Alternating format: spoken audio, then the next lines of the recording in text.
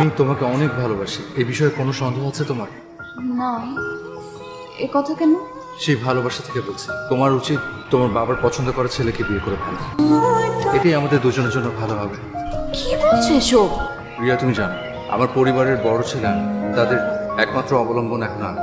তোমার হাতটা ধরবার জন্য যতটুকু শক্তি দরকার আমার এখনো তা হয়ে ওঠেনি। কবে হবে তা আমি জানিও না। আমাদের এতগুলো স্বপ্ন সব এভাবে শেষ হয়ে যাবে? তোমার কষ্ট হবে, কিন্তু পরে সব ঠিক হয়ে যাবে। আমার সাথে কেন এমন হবে? আমি কেন এক জীবন আমার ভালোবাসার মানুষ পাবো না? মেনে নিতে হবে সবকিছু। আমাদের এত কিছু সবকিছু এভাবে শেষ হয়ে যাবে? একটু শক্ত হও। জীবনকে আমরা যেভাবে দেখি জীবনটা আমাদের সেভাবে দেখে না।